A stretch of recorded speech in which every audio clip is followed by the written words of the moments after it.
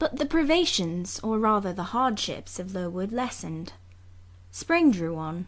She was indeed already come.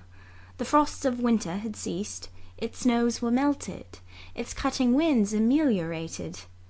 My wretched feet, flayed and swollen to lameness by the sharp air of January, began to heal and subside under the gentler breathings of April.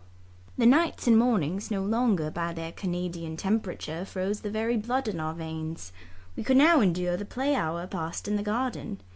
Sometimes on a sunny day it began even to be pleasant and genial, and a greenness grew over those brown beds which, freshening daily, suggested the thought that hope traversed them at night, and left each morning brighter traces of her steps. Flowers peeped out amongst the leaves, snowdrops, crocuses, purple auriculas, and golden-eyed pansies.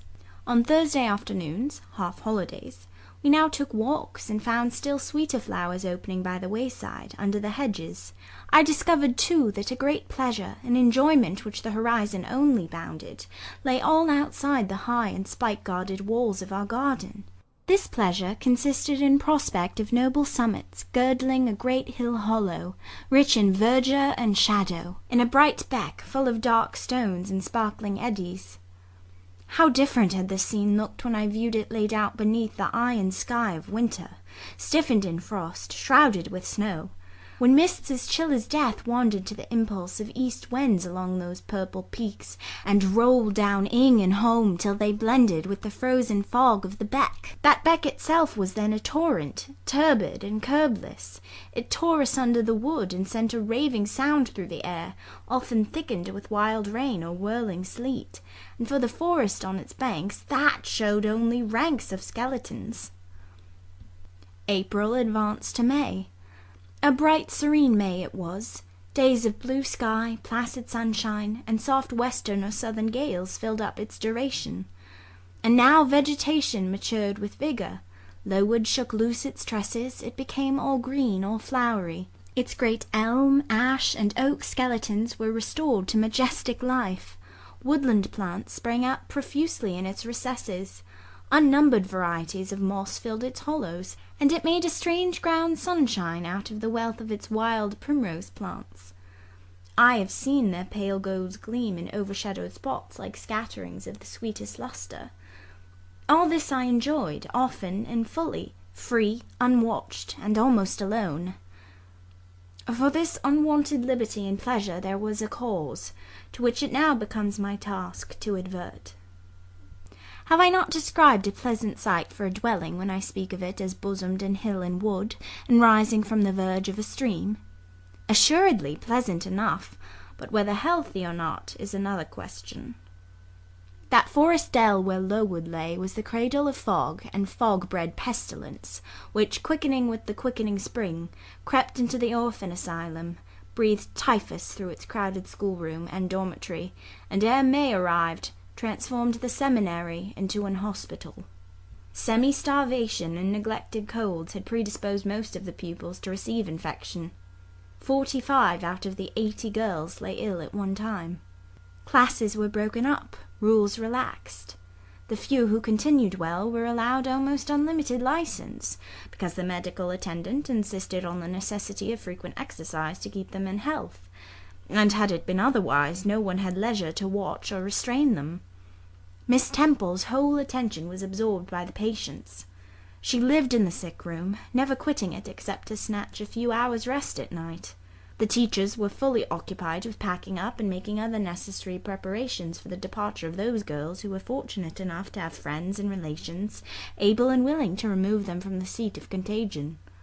Many, already smitten, went home only to die. Some died at the school and were buried quietly and quickly, the nature of the malady forbidding delay.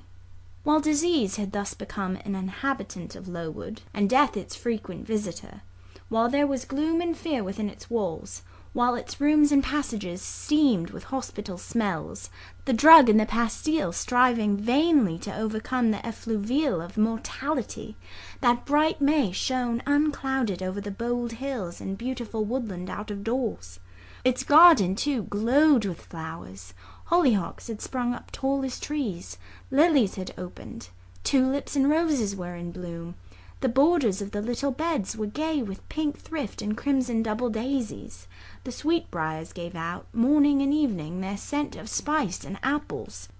And these fragrant treasures were all useless for most of the inmates of Lowood, except to furnish now and then a handful of herbs and blossoms to put in a coffin. But I, and the rest who continued well, enjoyed fully the beauties of the scene and season. They let us ramble in the wood like gypsies from morning till night. We did what we liked, went where we liked. We lived better too. Mr Brocklehurst and his family never came near Lowood now. Household matters were not scrutinized into. The cross housekeeper was gone, driven away by the fear of infection. Her successor, who had been matron at the Lowton dispensary, unused to the ways of her new abode, provided with comparative liberality. Besides, there were fewer to feed. The sick could eat little. Our breakfast basins were better filled. When there was no time to prepare a regular dinner, which often happened, she would give us a large piece of cold pie, or a thick slice of bread and cheese, and this we carried away with us to the wood, where we each chose the spot we liked best, and dined sumptuously. My favourite seat was a smooth and broad stone, rising white and dry from the very middle of the beck, and only to be got at by wading through the water, a feat I accomplished barefoot.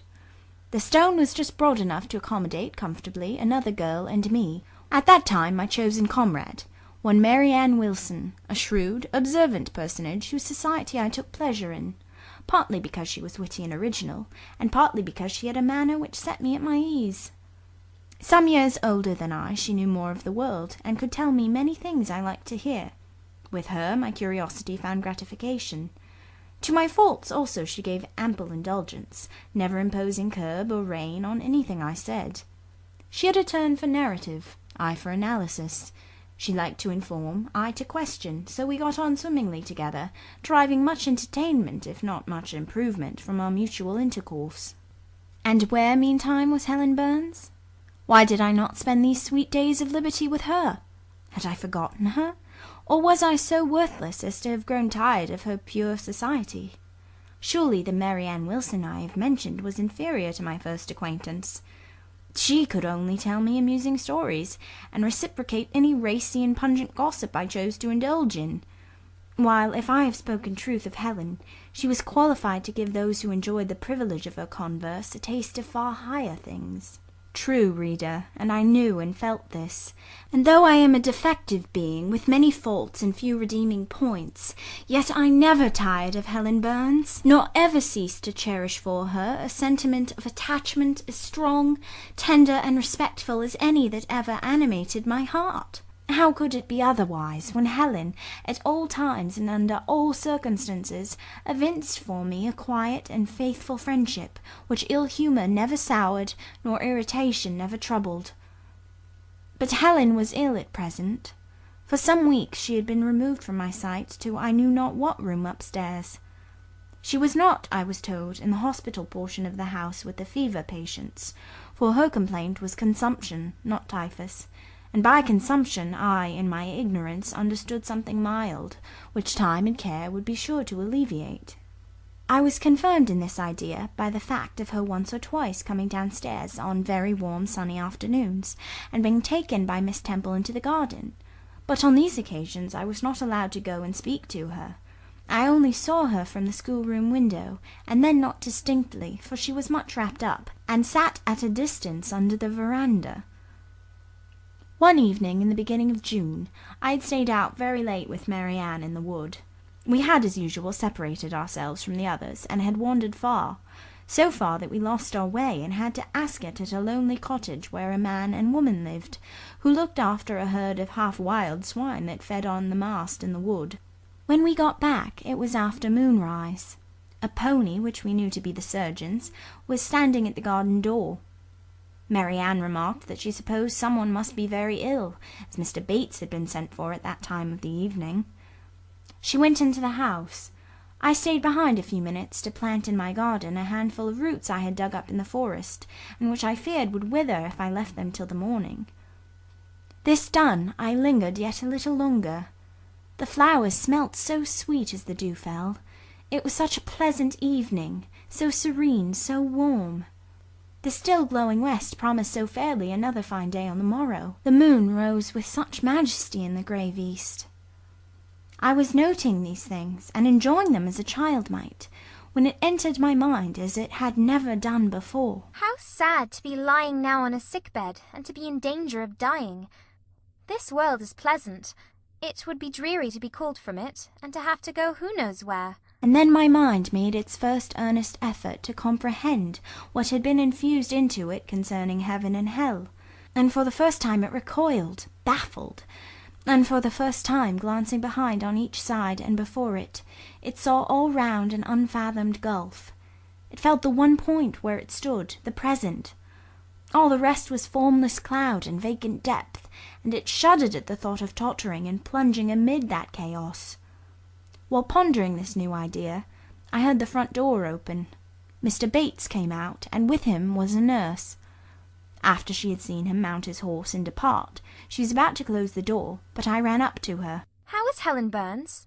Very poorly, was the answer. Is it her Mr. Bates has been to see? Yes. And what does he say about her? He says she'll not be here long. This phrase, uttered in my hearing yesterday, would have only conveyed the notion that she was about to be removed to Northumberland, to her own home. I should not have suspected that it meant she was dying, but I knew instantly now. It opened clear on my comprehension that Helen Burns was numbering her last days in this world, and that she was going to be taken to the region of spirits, if such region there were. I experienced a shock of horror, then a strong thrill of grief, then a desire, a necessity to see her, and I asked in what room she lay. She is in Miss Temple's room, said the nurse. May I go up and speak to her? Oh, no, child, it is not likely. And now it is time for you to come in. You'll catch the fever if you stop out when the dew is falling. The nurse closed the front door. I went in by the side entrance, which led to the schoolroom. I was just in time. It was 9 o'clock, and Miss Miller was calling the pupils to go to bed. It might be 2 hours later, probably near 11, when I, not having been able to fall asleep, and deeming from the perfect silence of the dormitory that my companions were all wrapped in profound repose, rose softly, put on my frock over my night-dress, and, without shoes, crept from the apartment, and set off in quest of Miss Temple's room. It was quite at the other end of the house, but I knew my way, and the light of the unclouded summer moon, entering here and there at passage windows, enabled me to find it without difficulty. An odour of camphor and burnt vinegar warned me when I came near the fever room, and I passed its door quickly, fearful lest the nurse who sat up all night should hear me. I dreaded being discovered and sent back, for I must see Helen. I must embrace her before she died. I must give her one last kiss, exchange with her one last word.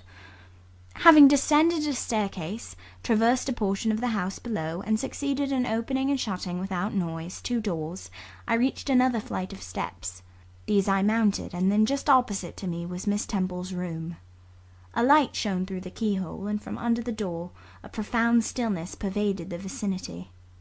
Coming near, I found the door slightly ajar, probably to admit some fresh air into the close abode of sickness. Indisposed to hesitate, and full of impatient impulses, soul and senses quivering with keen throes, I put it back and looked in. My eye sought Helen, and feared to find death. Close by Miss Temple's bed, and half covered with its white curtains, there stood a little crib. I saw the outline of a form under the clothes, but the face was hid by the hangings. The nurse I had spoken to in the garden sat in an easy-chair, asleep. An unsnuffed candle burnt dimly on the table. Miss Temple was not to be seen. I knew afterwards that she had been called to a delirious patient in the fever room. I advanced, then paused by the crib-side. My hand was on the curtain, but I preferred speaking before I withdrew it. I still recoiled at the dread of seeing a corpse. Helen, I whispered softly. Are you awake? She stirred herself, put back the curtain, and I saw her face, pale, wasted, but quite composed. She looked so little changed that my fear was instantly dissipated. Can it be you, Jane? She asked, in her own gentle voice. Oh, I thought. She is not going to die. They are mistaken.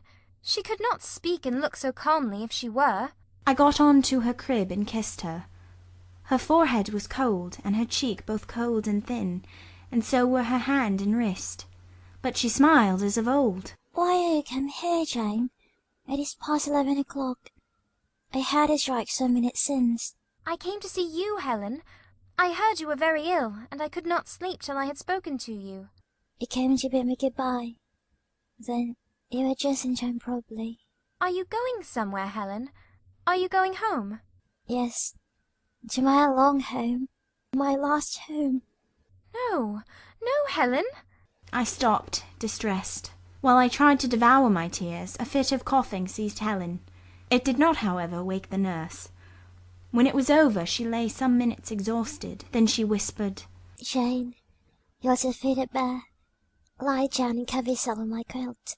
I did so. She put her arm over me, and I nestled close to her. After a long silence, she resumed, still whispering, I am very happy, Jane, and when you hear that I'm dead, you must be sure, and not grieve. There is nothing to grieve about. We all must die one day, and the illness which is removing me is not painful. It is gentle and gradual. My mind is at rest. I leave no one to regret me much. I have only a father, and he is lately married, and will not miss me. By dying young, I shall escape great sufferings. I had not qualities or talents to make my way very well. I should have been materially at fault. But where are you going to, Helen? Can you see? Do you know? I believe. I have faith. I am going to God. Where is God? What is God? My Maker and yours, who will never destroy what he created. I rely implicitly on his power, and confide wholly in his goodness. I count the hours till the eventful one arrives, which shall restore me to him. Reveal him to me. You are sure then, Helen, that there is such a place as heaven, and that our souls can get to it when we die? I am sure there is a future state. I believe God is good. I can resign my immortal part to him without any misgiving. God is my Father. God is my friend. I love him. I believe he loves me. And shall I see you again, Helen, when I die? You will come to the same region of happiness, be received by the same mighty, universal parent, no doubt, dear Jane. Again I questioned, but this time only in thought. And I clasped my arms closer round Helen. She seemed dearer to me than ever. I felt as if I could not let her go. I lay with my face hidden on her neck. Presently she said, in the sweetest tone, How comfortable I am. That last fit of coughing stirred me a little. I feel as if I could sleep, but don't leave me, Jane. I like to have you near me. I'll stay with you, dear Helen. No one shall take me away. Are you warm, darling? Yes. Good night, Jane. Good night, Helen. She kissed me and I her, and we both soon slumbered. When I awoke it was day. An unusual movement roused me. I looked up. I was in somebody's arms. The nurse held me. She was carrying me through the passage back to the dormitory. I was not reprimanded for leaving my bed. People had something else to think about. No explanation was afforded then to my many questions, but a day or two afterwards I learned that Miss Temple, on returning to her own room at dawn, had found me laid in the little crib, my face against Helen Burns's shoulder, my arms round her neck. I was asleep, and Helen was dead. Her grave is in Brocklebridge churchyard. For 15 years after her death it was only covered by a grassy mound, but now a grey marble tablet marks the spot, inscribed with her name and the word Resurgam. End of chapter 9.